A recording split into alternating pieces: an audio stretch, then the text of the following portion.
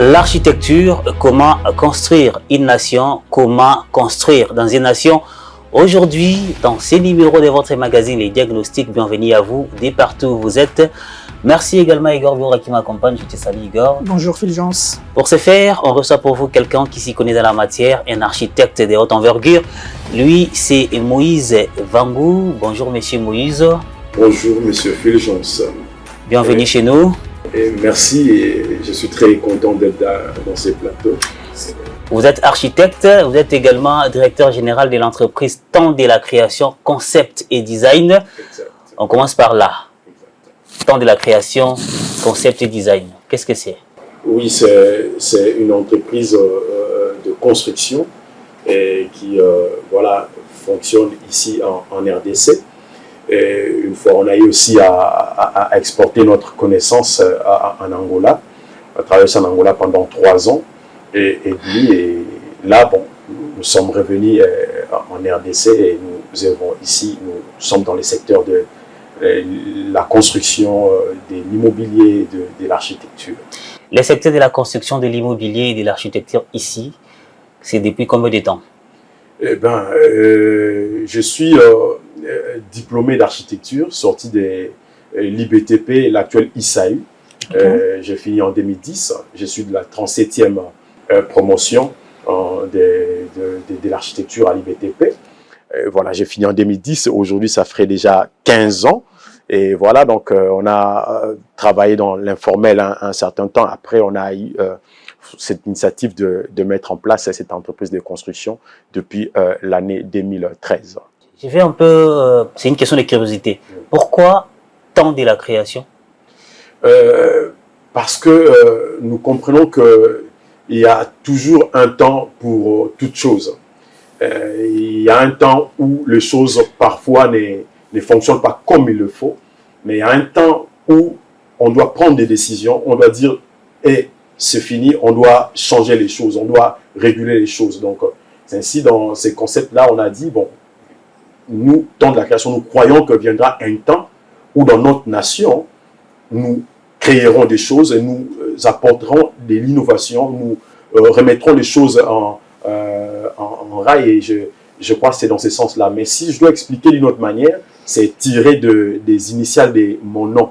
Okay. Voilà, donc je m'appelle Vangou Mwaka, le nom Vangou en Kiyombe vient de la phrase Vangou Bavanga Kulita Tanza, qui veut dire une créature faite par Dieu. Et Mwaka vient du mot Mwaki, là, qui veut dire saison. Donc le temps vient du mot Mwaka, qui est saison, et création vient du mot Vangou, qui veut dire création, créature faite par Dieu. Et c'est dans ce sens-là. Alors, restons toujours dans votre entreprise de Temps de la création. Vous l'avez très bien déroulé ici, la signification, on a compris bien les choses. On considère que vous restez dans des perspectives optimistes. Alors, maintenant, moi, la question que je vous pose, quelles sont les grandes réalisations que vous avez déjà réalisées dans cette entreprise-là? Et ben, il y en a plusieurs.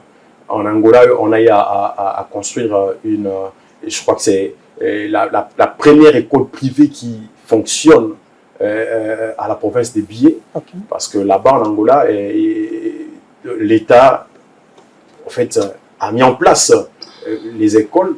Et pour qu'une école privée fonctionne, l'école devait répondre aux conditions urbanistiques, aux critères urbanistiques, architecturaux, tout ça. Et c'était la première école qui a répondu à toutes ces caractéristiques. C'est en Angola, à Bié, université. Et ici à Kinshasa, on a construit aussi des immeubles d'hébergement à Arguini, à Matete, à Limete, à divers endroits. Et il y a des chantiers aussi qui sont en cours. Actuellement, il y a un chantier qui est en diagonale de Plaza, à la 16e rue. 16e rue, 16e rue Limete. Et nous sommes en train de construire un projet ABC qui est une grande imprimerie qui a de bureaux ainsi que des appartements au dernier niveau. Donc, il y en a plusieurs, je ne saurais pas tout dérouler. Et j'aimerais rester dans l'entreprise Temps de la création.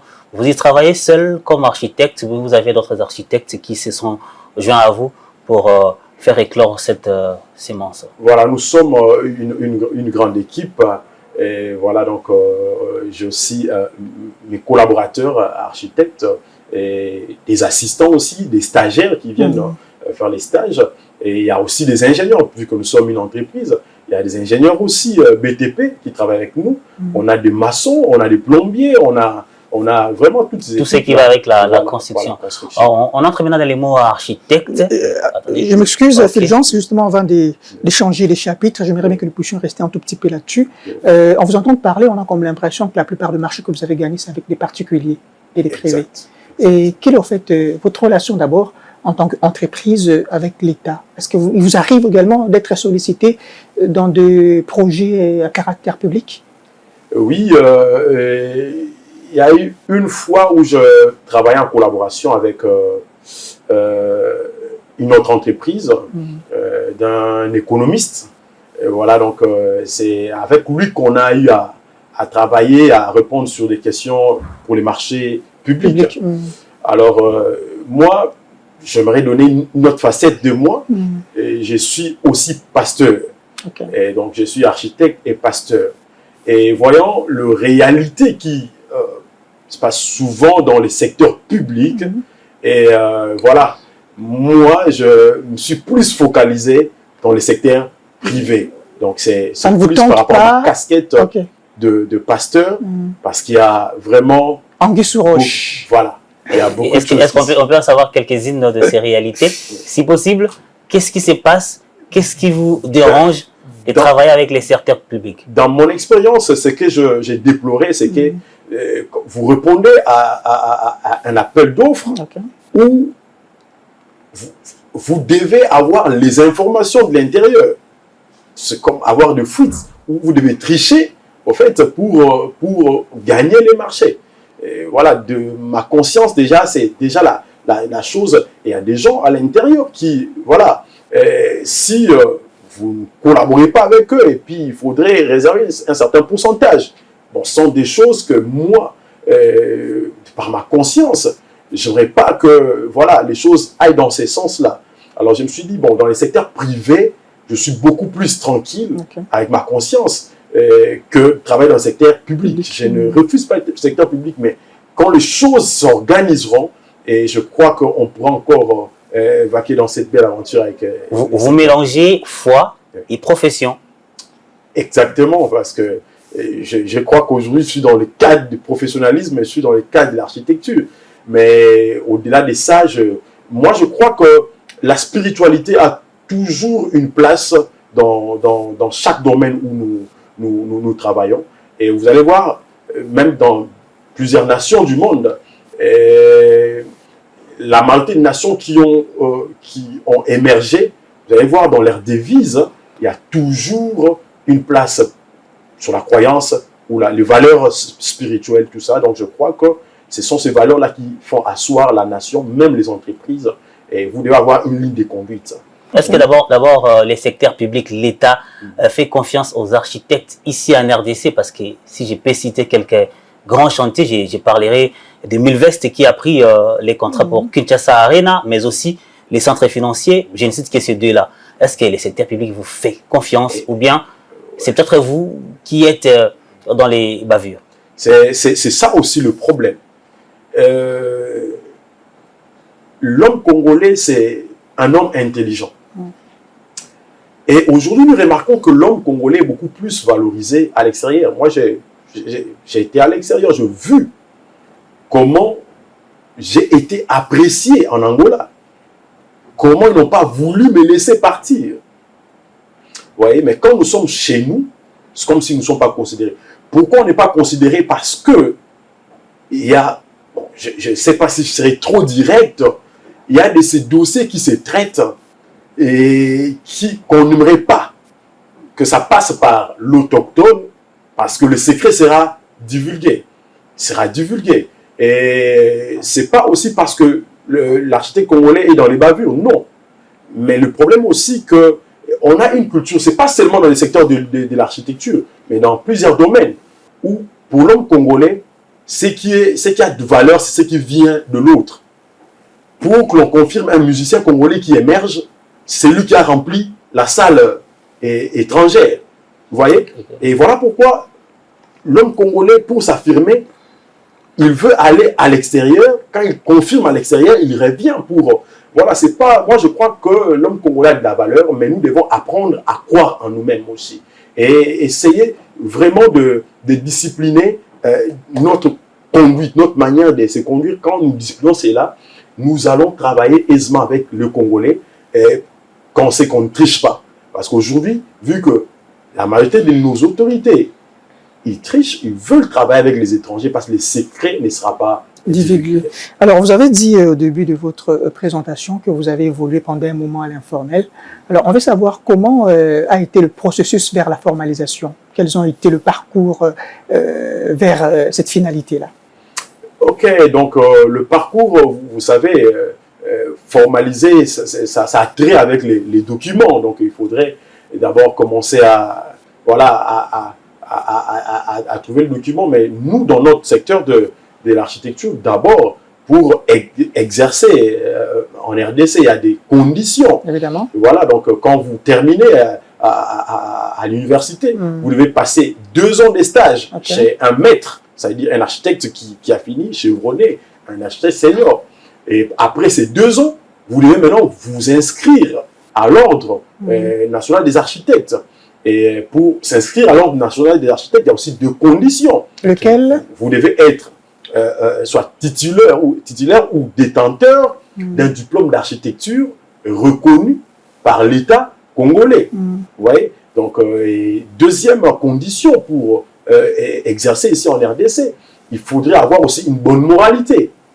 Et au-delà d'une bonne moralité, il ne faudrait pas que vous soyez condamné sur le fait qu'il y a trait au domaine de la profession de l'architecture.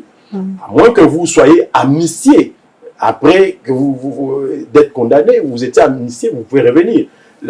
Pour la troisième condition, c'est être inscrit au tableau actualisé de l'ordre national des architectes. Voilà, vous pouvez être dans l'ordre, mais chaque année, on paye les cotisations et qui fait que votre nom puisse apparaître dans la liste de ceux qui peuvent exercer. À combien s'élèvent ces cotisations? Comment? À combien s'élèvent ces cotisations? C'est aux alentours de $200. $200. Mensuel, c'est faible, de quelle manière? C'est annuel ou mensuel? C'est annuel. Annuel. Mais quand vous n'êtes pas encore architecte, où est-ce que vous aurez ces fonds-là pour commencer à payer régulièrement? Non, quand vous n'êtes pas architecte, vous ne payez pas. On devient membre de l'ordre national des architectes quand vous terminez. Quand vous terminez le processus. Ça prend combien de temps? La formation en architecture. Le processus pour intégrer, pour devenir effectivement membre de cet ordre national d'architectes. Bon, une fois que vous avez fait votre stage professionnel, avec les maîtres seniors, c'est 2 ans, et vous venez avec, comme j'ai dit, donc votre diplôme, et puis je crois le casier judiciaire qui montre que vous êtes une personne d'une bonne moralité, vous n'avez pas été condamné autrefois, et puis voilà, vous payez les frais. On va étudier les dossiers, mais je crois que ça prend pas beaucoup de temps pour qu'on puisse vous répondre. Donc la procédure, elle n'est pas aussi difficile que comme on l'observe dans d'autres secteurs? Non, parce que quand vous avez fait votre stage chez un maître, quand vous venez avec le rapport de ces maîtres, on sait reconnaître si effectivement vous êtes architecte et si vous avez passé votre stage, et puis au vu de toutes ces informations, on peut maintenant vous octroyer. Et quelles sont les prérogatives que vous confère ce statut d'intégrer en fait l'ordre national des architectes? Oui, donc quand vous êtes dans l'ordre, déjà de 1, vous êtes aussi protégé. Vous êtes aussi protégé parce que l'ordre, c'est une personnalité juridique évidemment. Qui a pour mission, il a sûrement 6 missions. La première mission, c'est d'assurer l'ordre dans les secteurs et garantir la qualité de la profession en vue de protéger la société congolaise contre les malfaçons architecturales. Voilà. Donc, et deuxième mission, l'ordre a pour mission d'encourager les études et les recherches et les travaux scientifiques concernant l'architecture. Troisième mission, c'est de vulgariser toutes les questions ayant trait à l'architecture par des expositions, des cours publics, des conférences et des publications. La quatrième mission, c'est de promouvoir l'enseignement de l'architecture en République démocratique du Congo. Cinquième mission, c'est de protéger et de développer les intérêts professionnels et la dignité de ses membres. Et sixième, c'est développer l'esprit de confraternité dans la profession. Là, c'est au fait selon la législation qui vous régit. Je crois que c'est la loi numéro 13/034 du, je crois, 13 décembre 2018, évidemment. J'aimerais bien qu'on puisse rester un peu dans le cadre législatif, dans le cadre de la législation qui vous régit. Vous avez dit qu'au fait, c'est dans l'article 4, si je ne m'abuse, où vous avez la mission de garantir, d'assurer, au fait, comme vous l'avez dit tantôt ici, d'assurer l'ordre et de garantir la qualité de la profession en vue justement de protéger la société congolaise contre le malfaçon architecturale, au vu évidemment du boom immobilier qu'il s'observe. Je prends justement la ville de Kinshasa. Et la commune de Kinshasa. Pensez-vous que cet organe remplit convenablement cette mission? En tout cas, l'organe remplit sa mission. Et bon, je ne sais pas si je dois faire sortir la cuisine interne. Ah oui, on est là, je dois en parler d'ailleurs, ça va aider. On est là pour ça, évidemment. C'est ça même le sens de l'émission, les diagnostics. Voilà, on a un problème au sein de notre ordre. Il y a l'équipe qui a gouverné pendant le premier mandat.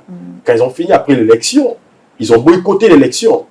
Et alors, ceux qui ont gouverné avant et ceux qui ont été élus, ils ont formé maintenant des camps.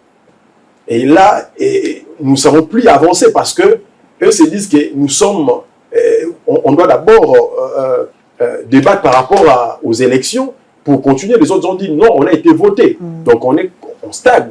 Et je crois c'est là où nous fautons un peu en interne. Mais je crois que quand l'ordre fonctionne, comme j'ai dit, ça protège la société contre les malfaçons architecturales. Donc ça doit amener une sécurité dans une nation. De quelle manière pensez-vous qu'elle devrait, au fait, on parle de l'ordre, qu'il devrait s'y prendre pour mieux exercer au fait ses missions régaliennes?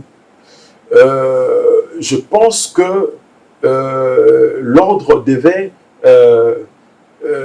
voilà, intéresser voilà, le gouvernement, parce que, comme j'ai dit toujours, pour l'organisation d'une ville, il y a 4 parties prenantes. Et voilà, il y a l'État, et il y a le technicien, l'architecte ou l'urbaniste, et il y a en troisième lieu la population. La population. Et en quatrième lieu, c'est l'environnement lui-même aussi. Et voilà, donc, et dans ces 4 acteurs, je crois que l'acteur principal, c'est l'État, le gouvernement. Les techniciens, l'architecte peut proposer quelque chose. Ils peuvent imaginer des choses. Mais si l'État n'accompagne pas ce projet, vous voyez, donc, nous ne serons pas arrivés à des bonnes conclusions. Donc, je crois que l'ordre devrait travailler en synergie avec l'État, et l'État congolais doit savoir faire confiance aussi. Mais c'est vous qui êtes des techniciens, c'est vous qui êtes des techniciens. À vous maintenant de proposer à l'État une philosophie qu'il devrait en fait prendre en compte pour, je ne sais, asseoir une législation. Avant que vous répondiez, actuellement vous avez dit il y a 2 camps. L'autre camp s'est dit être élu, l'autre camp. Vous ne trouvez pas qu'il y a un désordre dans l'ordre? Effectivement, donc je dois en parler dans cette émission, peut-être que l'écho ira un peu plus loin. Donc vraiment, si déjà nous-mêmes, les gens qui sont censés amener l'ordre, nous n'arrivons pas à mettre de l'ordre au sein de notre organe, c'est déjà quelque chose de très compliqué. Donc vraiment, j'en appelle à tous les architectes congolais, vraiment de faire preuve de maturité et vraiment de trouver un moyen pour pouvoir réguler ces problèmes, afin de pouvoir mieux travailler et donner des solutions à notre gouvernement. Mais si je dois répondre rapidement à M. Igor, voilà, donc moi j'ai mes collègues à moi avec qui on a fini la même promotion il y a quelques années passées. Donc je vois au premier mandat du président Fachi, ils ont par leurs propres frais, ils ont un cabinet d'architecture. Par leurs propres faits, je peux citer même Legacy. C'est un cabinet. Legacy de Al-Kitenge? Non, c'est de Ibrahim Moussema et Ezekiel Boula. Sont mes collègues, ils sont nombreux. Ils ont travaillé sur la réhabilitation de la foire internationale de Kinshasa. Un projet bien fait, très bien fait. Ils sont allés voir le gouvernement pour montrer, regardez, parce que déjà l'étude d'un projet demande l'argent, même l'avant-projet demande l'argent. ils ont mis leurs propres frais, ils ont travaillé, ils partent pour voir le gouvernement. Le gouvernement va répondre que le gouvernement n'a pas l'argent pour réaliser un tel projet.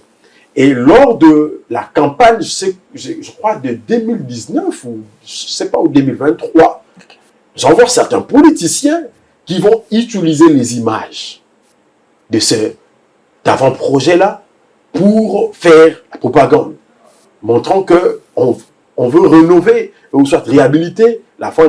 Or, il y a un bureau qui a fait le projet, le gouvernement a dit qu'il n'a pas. Et ils ont récupéré par la suite ces projets-là pour les diffuser à la télévision, alors, sans pour autant que les architectes n'aient été et maintenant, à ce point, qui fait l'ordre national des architectes, quand un projet des architectes qui font partie de son organe est volé ou bien est utilisé de manière abusive. Effectivement, l'ordre, normalement, doit protéger ses membres, comme je venais de citer ici. Okay. Donc, il doit protéger la dignité de ses membres. Normalement, l'ordre doit saisir voilà, les instances et puis pour dire que non, c'est une œuvre intellectuelle. Voilà. Parce qu'aujourd'hui, même dans nos chantiers, il y a, je crois, il y a une structure, j'ai oublié les noms, qui taxe sur les arts. On doit payer les taxes. Les architectes payent les taxes. Voilà, j'ai oublié les noms. Mais quand on vole une œuvre... Ce n'est pas la Socoda, vous n'êtes pas... je crois... Je ne sais pas si c'est la Socoda. Je crois que ça peut être la Socoda. Les architectes payent. Mais quand on a utilisé, mais comme chez nous ici, en tout cas, je déplore aussi même la justice. Parce qu'il y a 2 poids, 2 mesures. Quand c'est quelqu'un qui a le moyen, donc c'est déjà perdu d'avance. Voilà, on va maintenant parler des constructions anarchiques ici à Kinshasa. Vous le savez, ça bat les plans. Selon vous d'abord, toutes ces constructions anarchiques, la faute incombe aux architectes ou bien à l'État? Ça, c'est des 1. La construction anarchique, c'est une question que j'attendais vraiment avec beaucoup d'impatience. Parce que quand nous regardons notre ville de Kinshasa, je dirais même, parce que la situation à Kinshasa, c'est dans toutes les villes de la RDC. Okay. Nous allons remarquer comme si notre nation, notre ville a stagné. Parce que d'après les études, c'est seulement 22%. C'est notre professeur de l'humanisme, le professeur Kanene, à l'ISAU, qui a fait ses études. 22,9% des communes ou soit des villes de la RDC qui sont urbanisées, qui sont construites avec des normes. Alors, c'est 77,1% des villes, des communes de la RDC qui sont anarchiques. Vous voyez? Et cette anarchie ne vient pas seulement de la population. Comme je vous ai dit, il y a plusieurs parties prenantes. Okay. Alors, je crois que c'est l'État qui devrait initier, qui doit... Voilà. Parce que, normalement, il existe ce qu'on appelle les schémas directeurs de la ville de Kinshasa. Les schémas directeurs de la ville de Kinshasa. Chaque ville a un plan directeur. Ça veut dire que ce plan, c'est une projection. Que nous commençons par là, mais au fil des années, voici là où nous allons arriver. Alors, le premier schéma directeur de la ville de Kinshasa a été élaboré en 1950. Normalement, un schéma directeur de la ville doit être revu après chaque 15 ans. C'était prévu qu'on revise le projet après chaque 15 ans. Et en 1965, on va faire la première révision. Parce que là, quand on revoit, on voit aussi par rapport à la croissance de la démographie. Voilà, la sociologie de la population. Et après 15 ans, on a revu.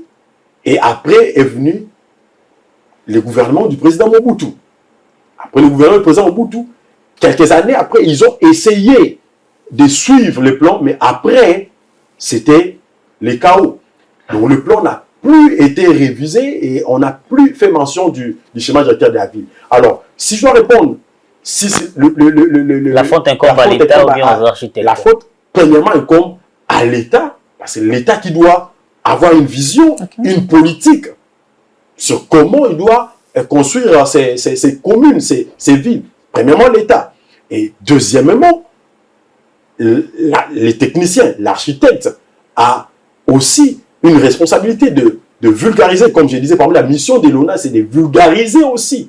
Il doit vulgariser, faire des émissions comme ce qu'on est en train de faire des campagnes pour vulgariser, montrer, parce que nous, à l'époque, quand on a commencé à faire l'architecture, un bon nombre de gens au Congo ne connaissaient pas. Quand tu dis que je suis architecte, quand on dit architecte, mais c'est quoi? Beaucoup ne connaissaient pas l'architecture, la vulgarisation. Troisièmement, c'est la population aussi. Mais moi, je crois que la population doit être accompagnée par l'État. Parce que ce qui crée l'anarchie, c'est l'explosion démographique, l'exode rural. Les gens viennent de province, ils viennent à la capitale. Quand ils viennent à la capitale, il n'y a pas une politique pour loger ces personnes. Et ces personnes ayant peu de moyens, ils vont chercher les endroits où ils peuvent se loger. Plus souvent, c'est dans des côtes des rivières, là où il y a des routes ferroviaires, tout ça. Et je crois que les responsabilités sont partagées. Mais la première responsabilité, mais moi, je trouve que c'est vrai que vous avez dit que les responsabilités sont partagées, mais je trouve qu'en fait, l'architecte, sa part des responsabilités, quand vous la limitez au niveau de la vulgarisation, je trouve ça, en tout cas, c'est insignifiant. Il n'y a que la vulgarisation qu'il doit faire pour qu'il puisse participer efficacement au plan d'urbanisation de la ville. Oui, ça doit commencer par là. Ça doit commencer par là. Parce que l'architecte, peu importe l'argent qu'il peut avoir, mais c'est pas l'architecte qui va construire, qui va aménager par ses propres frais. Vous voyez, c'est l'État qui doit initier le programme et l'architecte, sa responsabilité, c'est de concevoir, c'est d'organiser par son intelligence, sa maîtrise du domaine. Mais ce n'est pas à l'architecte. Mais en fait, attendez, Igor. Actuellement, il y a ce qui se passe, il y a la démolition des constructions anarchiques. C'est d'ailleurs l'actualité. Je l'ai vu du côté de Montfléry, là où l'État est passé. À ce jour, c'était hier, mais aussi aujourd'hui. Les architectes qui sont venus avec leurs plans, construits là où la population a acheté chez l'État, ne devaient peut-être pas voir ou savoir qu'ici, c'est un milieu où on n'est pas autorisé de construire. Exactement. Donc, déjà, l'architecte doit connaître, parce qu'il y a ce qu'on appelle des zones à non édificantes. Voilà, exactement. Des zones où on ne peut pas construire. Nous, on a étudié ça en 4e année, c'est-à-dire en première licence, dans le cours de droit immobilier. Nous connaissons les zones à non édificantes. Un bon architecte, un vrai architecte, dans le plus noble sens du terme, il connaît les zones à non édificantes. Et pourquoi ils autorisent au fait le fait de construire? Ils courent juste derrière l'argent. C'est pas à l'architecte d'autoriser, c'est là où je suis en train de dire. Parce qu'il y a un ministère d'urbanisme et habitat qui donne en fait le permis de construire. Ça, c'est vous avez aussi l'éthique, puisque vous avez insisté sur l'éthique quand même. Votre code d'éthique, quand vous savez pertinemment que voilà, sont des zones non édificantes. Je crois que quand même, vous n'allez pas. Je crois qu'un bon architecte ne construirait pas à une zone à non édificante. Comme moi, par exemple, j'ai eu un chantier à 2 ans, 3 ans passés, à la baie d'Engalim. En tout cas, j'ai décliné, j'ai renoncé. Là, vous avez utilisé votre foi chrétienne ou vous avez fait part l'éthique professionnelle. Non, l'éthique professionnelle, déjà de 1. L'éthique professionnelle, la bonne conscience. Et moi, je dis qu'au-delà de l'éthique, notre nation devait se diriger par d'abord le bon sens. Parce que Dieu, quand il a créé n'importe quelle personne, il a donné un bon sens. Même un petit enfant, il sait savoir que ça, je dois faire, ça, je ne dois pas faire. Alors, c'est déjà l'État quand l'architecte, même si l'architecte s'est trompé de l'endroit et qu'on produisait le projet pour cette zone-là à non édificante, mais le projet entre au ministère de l'urbanisme. Le ministère de l'urbanisme, il étudie les projets. Il faut descendre sur terrain. Voilà. Donc, si c'est dans une zone à non édificante, le ministère de l'urbanisme devrait déjà refuser de donner le permis de construire. Vous voyez, parce que ça part de là. Mais aujourd'hui, le ministère de l'urbanisme, il donne les permis de construire. Et après quelques temps, quand on change d'autorité, ils viennent pour démolir. Vous voyez que c'est quelque chose c'est pas une bonne foi. Parce que si on refusait à ces gens-là l'autorisation de bâtir, on arrêterait déjà les cycles en amont. Déjà, actuellement, qu'on fait face à des constructions anarchiques et que l'État reprend ses responsabilités en passant par l'exercice de la démolition, quelles sont les solutions pour vous les architectes, afin qu'on n'arrive pas, qu'on n'y tombe plus dans ces désastres des constructions anarchiques? Voilà, les solutions pour les constructions anarchiques, l'État devrait disponibiliser de terrain à construire.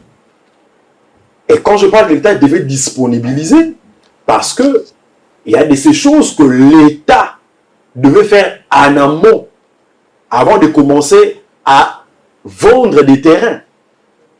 Ici, aujourd'hui, notre l'État se limite seulement au niveau des lotissements. Okay. Ils envoient des topographes pour juste faire des délimitations de maisons. Mais sous d'autres cieux, avant de vendre des terrains, l'État prend le soin de faire la voirie et drainage. Voilà. Donc, ils vont d'abord commencer par urbaniser le milieu, faire les caniveaux, mettre des réseaux, même électriques, et les réseaux pour les eaux. Donc voilà. Donc l'État devrait organiser, préparer le terrain et puis donner maintenant les terrains qui sont déjà préparés. Donc je crois que c'est vraiment la meilleure solution. Oui, puisque vous parlez au fait de la canalisation des eaux, laquelle politique devrait s'imposer pour la gestion des eaux en République démocratique du Congo, et particulièrement dans la ville de Kinshasa? Vous vous rendez compte que voilà, si aujourd'hui, après chaque précipitation pluvieuse, il y a des inondations qui s'écrient haut et là, c'est justement à cause de la mauvaise gestion également des eaux dans notre pays. Quelle politique devrait-elle s'imposer pour justement mieux optimiser cette affirmation? Exactement. Donc, les conséquences que nous voyons aujourd'hui, c'est une maladie qui datait. Voilà, donc, parce que les constructions anarchiques, déjà, c'est la source de tout ce que nous voyons comme des inondations, comme toutes ces choses-là. Parce qu'on vient construire peut-être dans des zones où ça devait être l'espace vert. Certains espaces verts ont été réservés pour absorber aussi l'eau. Okay. Il y a des plantes aujourd'hui, comme les plantes comme jacinthe d'eau. Il y a des plantes qui consomment, qui sont gourmandes, qui peuvent reprendre les eaux. Et il y a aussi des endroits où ça devait être sûrement des égouts, ça devait être des caniveaux, tout ça. Certaines personnes ont construit à ces endroits-là. Alors, et ce que moi je déplore aujourd'hui, okay. Notre nation aujourd'hui évolue par traitement des symptômes. Or, gouverner, c'est prévoir. Nous devons fonctionner dans le sens de prévoir. On doit commencer par prévoir, voire 30 ans plus tard, voire 50 ans plus tard. Et c'est dans ce sens-là que moi, je suis en train de dire, aller dans le sens de démolir, pour moi, je vois que ce n'est pas une solution. C'est une perte pour les propriétaires, mais aussi... Et donc, on devrait accompagner ces gens-là, pour que nous puissions venir, nous venions faire un travail efficace après. Je l'ai vu aussi en Angola. Il y a des cités qui étaient mal construites, il y avait des constructions anarchiques. Qu'est-ce que l'État a fait? Ils ont disponibilisé des terrains, okay. Et ils ont fait des projets de logements sociaux. Et quand ils ont construit dans des normes urbanistiques et architecturales, alors ils ont déplacé les populations de ces milieux-là vers les villes ou les cités qui sont maintenant construites dans le plus noble sens du terme. Et qu'est-ce qu'ils font maintenant? Ils rentrent là où c'était mal construit pour refaire, et même en France, même en Europe, il y a ce qu'on appelle la révolution industrielle. Okay. C'était comme ça aussi la révolution industrielle. Donc on ne doit pas aller, moi en tant qu'expert, on ne doit pas aller dans le sens des... Pour moi, démolir, c'est juste une chose pour essayer de laver la conscience ou montrer que, voilà. Mais on doit aller dans le sens de disponibiliser parce que le Congo est vaste. Kinshasa d'ailleurs est vaste. Et puis selon le schéma directeur de la ville de Kinshasa, voilà. Kinshasa devait grandir dans le sens de Ntsele et vers Maluku, parce que là-bas, ce sont des plaines. Okay. Il y a des zones aujourd'hui que les gens ont l'outil, c'était des zones comme Mongafula, ça devait être un espace vert, ça devait être comme le poumon qui devait donner de l'air à Kinshasa, selon le premier schéma directeur de la ville. Alors aujourd'hui, bon, ça a été loti, mais de quelle manière? D'une manière anarchique. D'une manière anarchique. Avec les gouvernements souminois, au départ, on a créé un nouveau ministère. C'est un ministère délégué à l'habitat qui a pour charge les développements des villes, dirigé actuellement par le ministre Didier Tengetelito. Quelles sont vos relations, vous les architectes, avec ces ministères? Avez-vous des projets en commun pour faire développer les villes, notamment la ville de Kinshasa en premier? Oui, je crois les gens, ceux qui sont dans le secteur public, il y a, je crois que vous avez entendu parler du projet des 145 territoires. PDL 145 oui, territoires. c'est le PDL 145 territoires. C'est un projet que je salue. Et quand bien même que, bon, pour les gens qui ont voyagé, ils vont voir aussi que c'est pas dans les standards aussi de ce qui s'est fait ailleurs, mais on peut saluer l'initiative, c'est quand même une bonne initiative, et puis ça a pu donner du travail à plusieurs architectes, même des jeunes architectes, je connais ceux qui sont dans de provinces, des Mongala, partout, et ça a donné quand même du travail, et je crois que c'est vraiment une bonne direction, à ceux qui peuvent voilà, récidiver dans des efforts pareils, je crois qu'on pourra aller très loin. Parlant justement des standards, pourquoi en fait les normes architecturales de la République démocratique du Congo n'arrivent toujours pas à rivaliser avec celles qu'on voit ailleurs? En tout cas, moi je dirais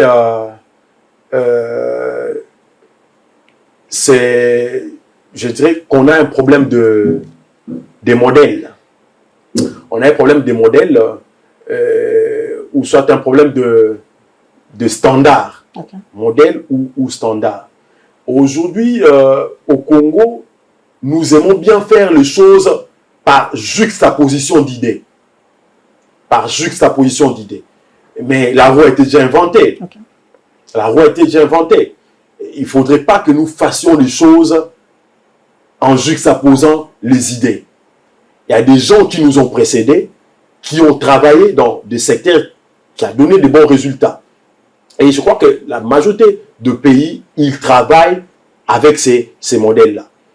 Aujourd'hui, moi, quand je regarde ce qui se passe ici dans cette chaîne, je suis en train de louer parce que avant, au Congo, trouver des chaînes dans de telles conditions, c'était difficile. Et je vois les normes que je vois ici, je l'ai vu aussi ailleurs, dans d'autres pays. Je salue. Donc, c'est pour dire que les choses changent. Et dans d'autres secteurs, c'est comme si les gens continuent toujours à travailler par juxtaposition d'idées, c'est-à-dire ils ne voient pas ce que les autres font, ils ne comparent pas leurs efforts aux autres, mais ils se contentent de ce qu'ils ont pu faire. Mais je crois que les challenges, c'est le manque de challenge en fait qui fait que notre standard soit bas. Je ne sais pas si vous pouvez peut-être rejoindre ma petite pensée. Oui. Moi, je trouve que peut-être il manque à votre secteur un plan national, je ne sais pas si on peut l'appeler comme ça, un plan national d'architecture, comme on peut en fait l'observer dans d'autres pays, où vous vous rendez compte que en fait, les constructions répondent à une certaine norme. Vous vous en souviendrez qu'il n'y a pas plus longtemps qu'on était en train de lorgner des guignées de toitures nigérianes. Voyez-vous? Alors maintenant, je me demande si peut-être, si on arrivait en fait à concevoir un plan, un standard national d'architecture qui puisse être appliqué sur toute l'étendue du territoire national. Je ne sais pas si en fait je suis en déphasage de la réalité. Il n'y aura pas un seul plan qui... Mais je crois que le Congo, la RDC, a aussi sa ligne d'architecture. Oui. L'architecte congolais a sa ligne d'architecture. Nous, architectes, quand nous regardons, nous savons voir. Ça, c'est l'architecture congolaise. Ça, c'est une architecture importée. Il y a beaucoup d'architectes aujourd'hui qui font des choses, mais ce sont des choses importées. Je peux vous donner un exemple. Quand l'hôpital Mutomboli Kembe devait être érigé, le plan était venu d'ailleurs. Et quand c'est venu, il a fallu faire une autre expertise. Externe, peut-être? Oui, de la RDC par rapport à notre ligne d'architecture. La RDC a sa ligne d'architecture. Est-ce qu'elle est efficace avant de continuer cette ligne d'architecture que le RDC oui, a? Elle est efficace. Ce que je suis elle ne se fait pas ressentir. Non, ça se ressent. Ça se ressent, mais le problème, c'est ce que je suis en train de dire. C'est pas vulgarisé.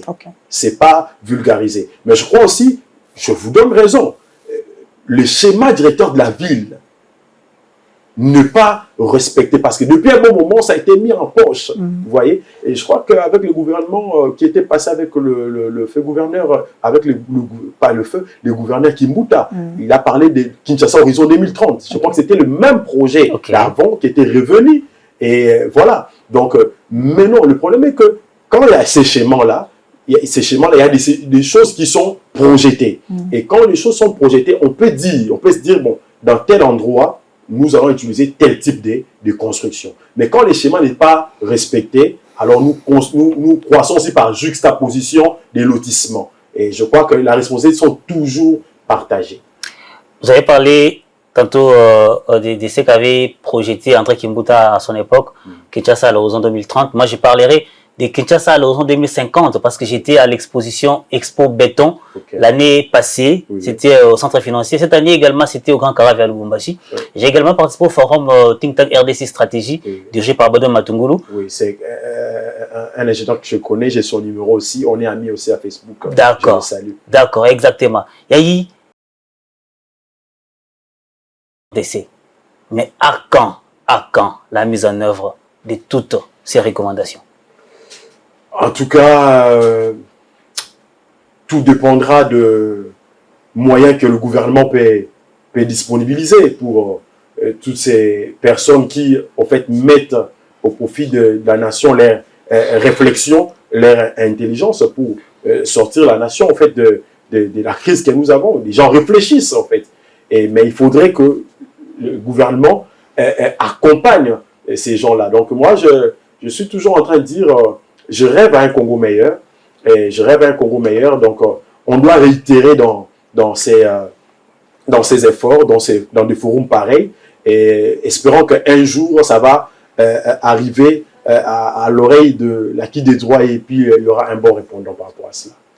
Igor, peut-être une question avant qu'on se quitte parce que nous sommes arrivés vraiment à la fin. Oui, c'est vrai, nous avons beaucoup parlé de l'architecture, du secteur de l'architecture en République démocratique du Congo, mais on ne peut pas boucler en fait, ces chapitres sans pour autant nous apaisantir un tout petit peu sur le risque que vous encourez. Les risques que l'architecte court. Voilà, donc déjà le premier risque, c'est voilà, la perte de vies humaines. Hein, donc, même si on ne vous arrêtait pas, votre conscience, c'est un domaine quand même qui demande un peu beaucoup de sérieux, parce que si vous ne faites pas les choses comme il faut, les gens peuvent, ça peut coûter la vie des gens. Et vous pouvez être aussi emprisonné. Et voilà, donc déjà, nous, dans notre ordre, quand vous faites des abus, par rapport à l'exercice de la profession, on va vous retirer, voilà, de l'ordre. Voilà, on va vous retirer votre numéro d'ordre. Moi, maintenant, je vais m'apaisantir également pour paraphraser Igor. Ce sera aussi ma toute dernière question avant que vous parliez de votre mot de la fin et des recommandations que vous pouvez également donner pour votre secteur et puis l'État. L'année dernière, il y a eu l'affaissement d'un immeuble à Gombe vers l'hôpital médecin de nuit. Il y avait plusieurs dires à côté qui a fait en sorte que l'immeuble qui était déjà construit, presque achevé, connaisse cet affaissement. Dans ce genre de situations, la faute incombe à l'architecte ou la perte reste partagée. Je parle de la faute et de la perte. La perte. En tout cas, je crois qu'on avait parlé avant l'émission. J'ai eu à faire une émission où j'ai parlé de ces dossiers. J'avais mal parlé l'autre fois. L'avez-vous alors? J'avais dit, le jour où j'aurai l'opportunité de faire encore une autre émission, je vais corriger. Parce que j'avais parlé de l'architecte, de l'ingénieur ou le maître d'ouvrage qui n'avait pas voulu que l'ingénieur et l'architecte puissent accompagner le projet. C'était faux. Et après de recherche, j'ai compris que les bâtiments étaient bien construits. Et preuve en est, quand ça s'est affiché, vous avez vu que ce n'était pas tous les bâtiments qui étaient tombés. Et pour dire que la structure était bonne. Mais le problème est que la parcelle voisine devrait aussi construire un projet en hauteur. Alors, déjà, comme je disais, le ministère de l'Urbanisme a donné l'autorisation de bâtir à ce projet-là. Est-ce que le ministère de l'Urbanisme devait donner l'autorisation ou pas? Deuxièmement, voilà, quand c'est lui qui vient construire en dernier lieu, vient construire, il doit utiliser des techniques qui vont protéger l'autre bâtiment. Mais par rapport à la perte, voilà, sera toujours parce qu'on doit étudier, comme j'ai dit avant l'émission, on doit étudier la cause de l'affaissement. Si c'est le voisin qui a produit l'affaissement, il doit payer. Si c'est l'architecte ou soit le bureau d'études ou l'entreprise de la construction, ils doivent aussi payer. Et si c'est le maître d'ouvrage, ça veut dire le client, c'est lui-même, il n'a pas voulu suivre les conseils, parce qu'il y a des immeubles aussi qui s'affaissent, parce que les clients ne veulent pas suivre les conseils de l'expert. On lui dit que tu dois construire jusqu'à R+3, lui s'est dit non, je veux avoir plus de revenus, et je vais aller jusqu'à R+6, R+7. Et donc là, la perte sera totale pour le maître. Donc il y a une étude qui vient et qui va déterminer, voilà, qui est l'auteur de cet abus-là. Je crois qu'on va chuter, mais on ne peut pas chuter sans pour autant parler de cette législation qui vous régit. Dans l'exposé des motifs, on présente l'architecture comme étant un pilier majeur qui se trouve au carrefour de plusieurs secteurs de la vie. Je prends entre autres humain, environnemental, économique. Pouvez-vous nous aider à comprendre comment cela peut-il être possible dans le cas de la République démocratique du Congo? Vraiment, comme on venait de dire, donc l'architecture, c'est un domaine qui touche plusieurs secteurs de la vie de l'homme. Donc, c'est un domaine qui a un impact holistique. Ça touche plusieurs plans. Et je crois qu'on devrait,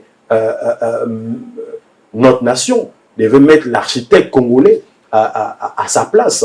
Dans des temps antiques, chaque président de la République, chaque roi, avait son architecte privé qui, au fait, projetait les choses sur la croissance de la ville, de la nation, tout ça. Je crois qu'on devrait remettre l'architecte à sa place, parce que les Napoléon Bonaparte, ils ont travaillé comme ça avec les architectes urbanistes. Ils étaient toujours à côté.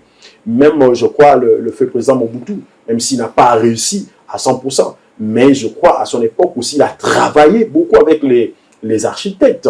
Et vous allez voir qu'au-delà de ce que les colons ont fait, le président Mobutu aussi a faire que plusieurs choses. Il y a le pont Maréchal, il y a de ces choses qu'on a vues, aujourd'hui on ne sait plus voir. Je vais vraiment faire cet appel à notre gouvernement de remettre l'architecte à sa place parce que son domaine touche plusieurs secteurs. Et puis un mot pour le secteur qui vous forme. Je prends l'éducation, comment vous êtes formé aujourd'hui. Aujourd'hui, il y a l'arrivée au fait d'intelligence artificielle. Aujourd'hui, dans votre carrière de formation, il y a l'arrivée des applications que peut-être vous n'avez pas eu la chance d'utiliser, des Revit, je ne sais pas encore bien d'autres applications, AutoCAD et autres. Voilà. Comment cela contribue à la formation des étudiants congolais? Est-ce que ça détruit la formation ou ça renforce la formation? Quelle est en fait votre pensée? Quel est votre regard de pensée critique face à cette situation?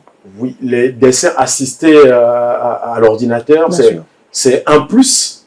Mais moi, je crois que le fondement devrait commencer par la méthode traditionnelle.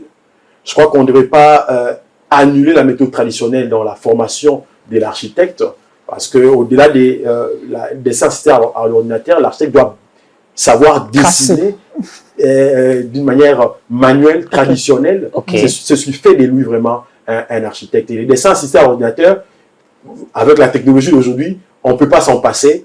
On doit chaque fois se mettre à jour pour répondre voilà, au challenge, parce que si vous devez répondre à un appel d'offres, par exemple, d'une autre nation, et vous devez avoir des outils qui peuvent permettre à ces gens-là, même si vous ne parlez pas le même langage, comprendre ce que vous voulez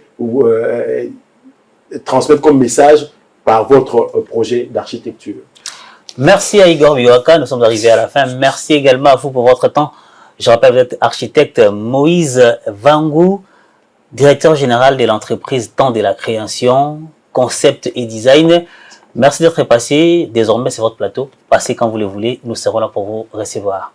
Merci beaucoup. C'est à moi de vous remercier, surtout de me faire confiance pour passer à cette émission. Et je suis très content de passer à cette émission. Surtout, je suis en train de saluer ces travaux. Pour moi, c'est un grand travail que vous faites qui, voilà, doit continuer. Et je crois qu'un jour, ça va payer. Je crois que tout ce que je peux dire, en tout cas, mes sincères remerciements pour ces travaux.